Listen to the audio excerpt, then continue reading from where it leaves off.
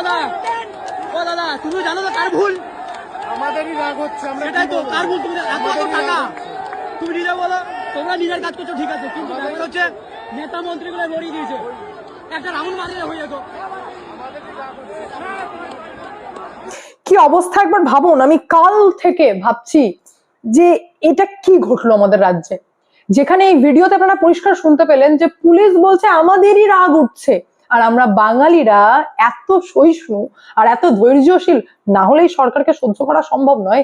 তখনও বলছেন যে যদি এক পাক মেসিকে দিয়ে মারিয়ে দিতেন না মাঠে তাহলেই হয়ে যেত, আমরা তো স্যাটিসফাইড হয়ে যেতাম। কিন্তু বেচারা বুঝতে পারলেন না যে এই ঘটনা ঘটাটা কতটা দরকার ছিল, যার জন্য একের পর এক মারাত্মক তথ্য সামনে আসছে। আমাদের মাইন্ডেও সত্যি এই প্রশ্নই আসার ভাবি যে নেতারা কত চালাক। প্রথমেই মনে হলো যে মেসি আসছে যাকে দেখার জন্য, যার জন্য স্বয়ং মমতা ব্যানার্জিও আসছিলেন স্টেডিয়ামে। বাঙালিরা তো পাগল, সেখানে অভিষেক ব্যানার্জি কোথায়? আসতেন না ক্রেডিট নিতে?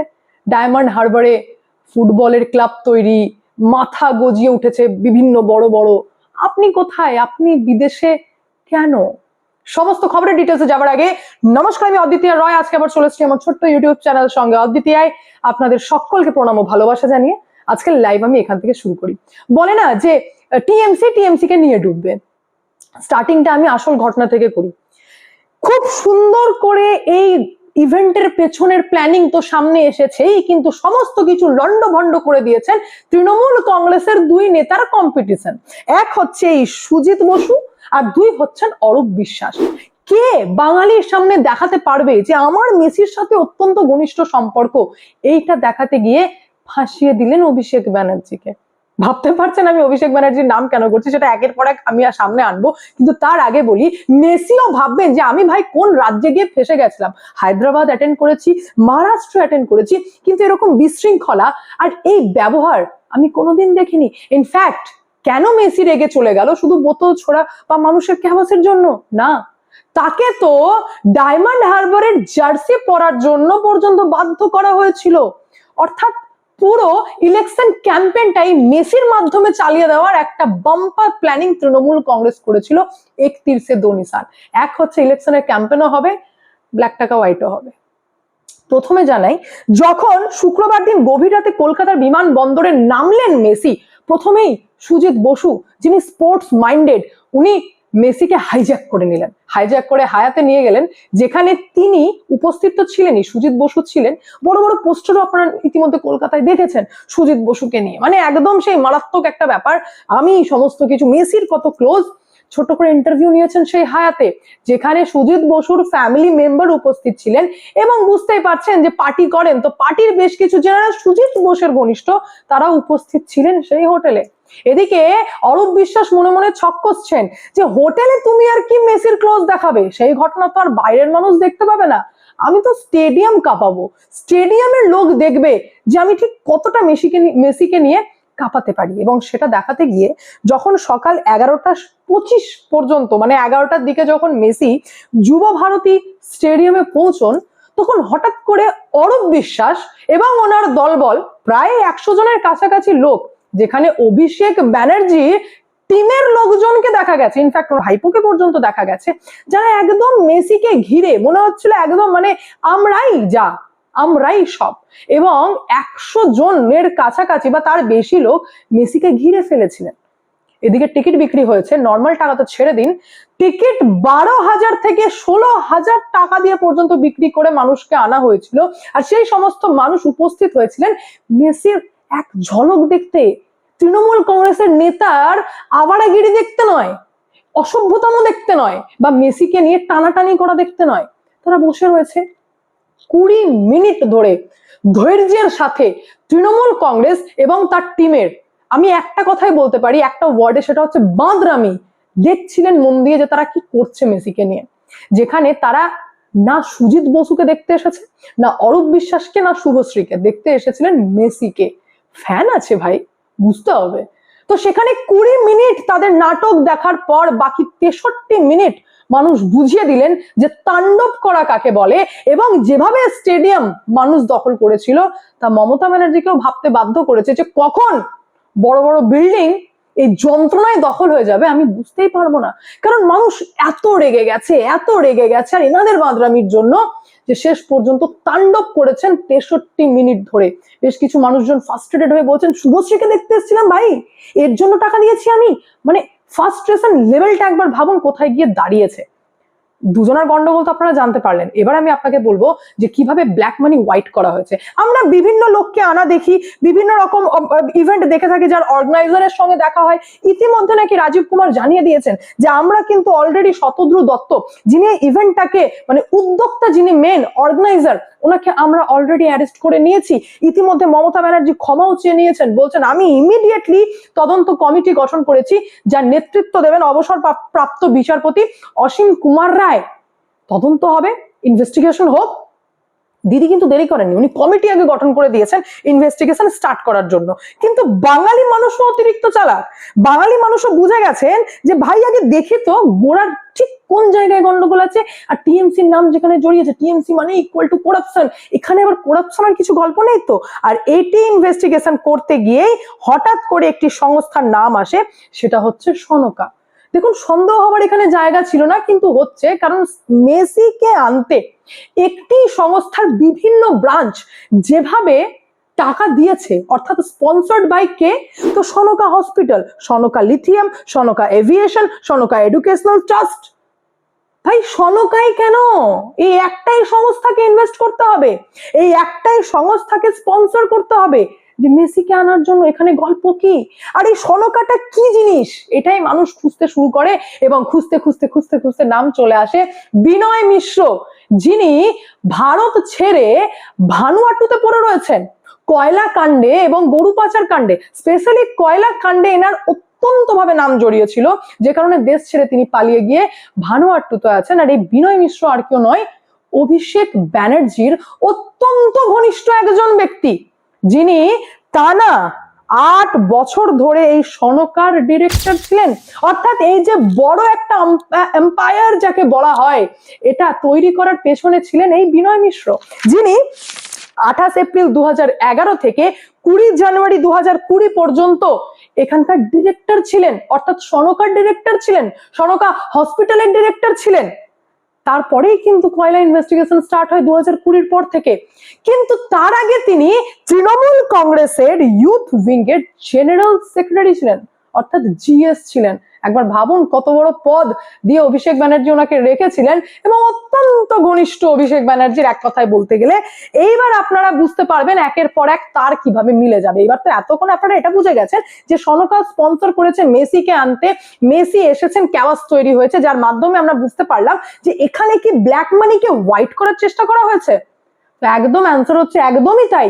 এখানে কোথাও না কোথাও ব্ল্যাক মানিকে হোয়াইট করার গন্ধ পাওয়া গেছে বলেই কিন্তু মমতা ব্যানার্জি তড়িঘড়ি বললেন যে আমি প্রত্যেকটি বাঙালি মানুষের সমস্ত টাকা ফেরত দিয়ে দেবো। এখানে আপনাকে ক্যালকুলেশন মেলাতে হবে, 2 এ 2 4 মেলাতে হবে। মমতা ব্যানার্জি কিচ্ছু যায় আসে না আপনাদের কান্না, আপনাদের তাণ্ডবে। 2026 এটাকে নিয়ে যে ইম্প্যাক্ট করতে পারে, বা আপনারা 2 লাইনে বলে দিলেন যে আমি 26-এ বুঝে নেবো, তাতে মমতা ব্যানার্জির কিচ্ছুটি যায় আসে না। দিদি এখানে বুঝে গেলেন যে যদি আমি ইমিডিয়েটলি মামলাটি ঠান্ডা করে টাকা ফেরত না দিই, তাহলে এটাকে নিয়ে হাইকোর্টে মামলা হতে পারে। মামলা হলে ইডি ইনভেস্টিগেশন হতে পারে, টাকার ব্যাপার আছে। টাকার গল্প যখন ইনভেস্টিগেশন করা শুরু করবে, তো সনকা যে সংস্থা রয়েছে তার তো ইনভেস্টিগেশন হবেই। তার পাশাপাশি যে বিভিন্ন ফুটবল ক্লাব হঠাৎ করে গড়ে উঠেছে, তার গোড়ায় কি সেখানে কোনো টাকার খেলা চলছে কিনা, সেখানেও ইনভেস্টিগেশন শুরু হবে। আপনাদের জানার স্বার্থে বলে দিই, আমি ডায়মন্ড হারবারের ফুটবল ক্লাবের প্রেসিডেন্ট রয়েছেন কিন্তু অভিষেক ব্যানার্জি। তো কোথাও না কোথাও ইনডিরেক্টলি আবার সেই অভিষেক ব্যানার্জির নামই কিন্তু সামনে আসতে পারে। এই ভয়ে যাতে বেশি ঝামেলা না যায়, বা ইডি সিবিআই কেন্দ্রীয় তদন্ত সংস্থা যাতে ঢুকতে না পারে, সেই কারণে প্রথমেই বললেন যে আমি ভাই সবার টাকা ফেরত দিয়ে দেবো। আপনাদের জানার স্বার্থে আমি বলে দিই যে কয়লা পাচার মামলা কিন্তু থেমে যায়নি। যে সমস্ত রুট দিয়ে কয়লা পাচার করা হতো, সেই সমস্ত রুটকে ব্লক করার পরেও ইনভেস্টিগেশন চলছিল, চার্জ ফ্রেম কিন্তু এখনো চলছে। আর তারই মধ্যে 2024-এ আবারও 3টি ইসিআইআর দায়ের করা হয়। একটি দায়ের করা হয় দিল্লিতে একটি দায়ের করা হয় ঝাড়খণ্ডে আর একটি দায়ের করা হয় আমাদের রাজ্যের সল্ট লেকের সিজিও কমপ্লেক্সে, যেটা হচ্ছে এনফোর্সমেন্ট মানে ইসিআর এর ফুল ফর্মটা আপনাদেরকে বলে দিই, এনফোর্সমেন্ট কেস ইনফরমেশন রিপোর্ট, এটা দায়ের করা হয় এবং দায়ের করার পর ইনভেস্টিগেশন তো এমনি চলছিল। এটাতে একরকম ভাবে বলতে পারেন যে ওষুধ দেওয়ার পর স্টেরয়েড চার্জ করা হয় না যাতে ওষুধ তাড়াতাড়ি কাজ করে, এটা কোথাও না কোথাও সেই স্টেরয়েডের কাজ করেছে, ইনভেস্টিগেশন বুস্ট করার কাজ করেছে, যে ইনভেস্টিগেশন আরো দ্রুত যেন হয়, মেন মাথা যেন সামনে আসে। আর তারই মধ্যে ফেসে গেলেন এবার ঝাড়খণ্ডের একজন সিএ, চার্টার্ড অ্যাকাউন্টেন্টের সাথে আমাদের রাজ্য পশ্চিমবঙ্গের রাজনৈতিক মহলের বেশ কিছু একাংশ এবং প্রশাসনের শীর্ষ হালকা ফুলকো রাজনৈতিক মহলের একাংশ বলছি না আমি, এখানকার টপ নেতার কথা বলছি আমি আপনাদের সামনে, যেখানে যে প্রশাসনিক শীর্ষের কথা বলা হচ্ছে এখানে ফাঁসছে, নাম আসছে একজন আইনজীবীর, নাম আসছে একজন আমলার। মানে বুঝতে পারছেন আপনারা যে কোন কোন মাথায় কয়লা পাচার মামলায় জড়িত। বুঝতে হবে আপনাদেরকে, কয়লা পাচার এটা একদম পুষ্পা সিনেমার মতো, সে লাল চন্দন পাচার যেটা হয় স্মাগলিং, ওইরকম ব্যাপার ভাই। প্রকৃতি দিচ্ছে খাজানা, সেই খাজানা বিক্রি করে কাঁচা টাকা আসছে, সেটা মাত্র ওই 50 কোটি 100 কোটিতে আটকে নেই, হাজার হাজার কোটির ঘোটালা। যে টাকা ইনকাম করে ভাগ বাটোয়ারা করার পরও এত কোটি টাকা থাকছে, যে সনকা বিভিন্ন প্রাইভেট কলেজের মতো বড় বড়, আমি জানি না সনকা কিনা, আমি জাস্ট আপনাদেরকে একটা এক্সাম্পল দিচ্ছি, যে এরকম বিভিন্ন সংস্থা সেই টাকা দিয়ে অর্থাৎ একটা এম্পায়ার গঠন করা হয়, যেটার মাধ্যমে একটা হচ্ছে কাঁচা টাকা, বেআইনি টাকা, যেটাকে ইউজ করে আমি একটা এম্পায়ার গঠন করলাম এবং সেখান থেকে হোয়াইট মানি দেখালাম, আর সেটা আমাকে রেভিনিউ জেনারেট করছে। মানে এর থেকে বড়লোক হওয়ার আর ভালো উপায় কি হতে পারে, টাকা ইনকামের জায়গা আর কি হতে পারে? বুঝতে পারছেন তো, এখানে শীর্ষ নেতারা জড়িত রয়েছে। আর এইবার ঝাড়খণ্ড প্রশাসনের ঘনিষ্ঠ এক চার্টার্ড অ্যাকাউন্টেন্টকে ধরা হয়েছে, তার মাধ্যমে জানা গেছে যে পশ্চিমবঙ্গের প্রভাবশালী ঘনিষ্ঠ ব্যবসায়ী এবং একজন আইনজীবীর গাঁট ছড়াতে আবারও কয়লা পাচার মামলার সিন্ডিকেটের নতুন রুট ম্যাপ তৈরি হয়েছে। মারাত্মক ঘটনা তো তখন ঘটে গেল যখন ইডি আধিকারিকের হাতে একটি তথ্য আসে, যে তথ্যটি ঝাড়খণ্ডের চার্টার্ড অ্যাকাউন্টেন্টের অফিসের তল্লাশি এবং বাড়ির তল্লাশি করার পর পাওয়া যায়। দুটি ফোন বাজেয়াপ্ত করা হয়, একাধিক ল্যাপটপ বাজেয়াপ্ত করা হয়, অফিসে থাকা ডেস্কটপের সিপিইউর ইনভেস্টিগেশন করা হয় এবং সেখান থেকে এই প্রভাবশালীদের তথ্য ইডি আধিকারিকের হাতে এসেছে, যেখান থেকে জানা যাচ্ছে যে 2022-এর পর দুই রাজ্যের প্রভাবশালীদের যোগ সাজেশে ঝাড়খণ্ডের BCCL এর 30 থেকে 40টি কলিয়ারি থেকে কয়লা পাচার করা হয়েছে।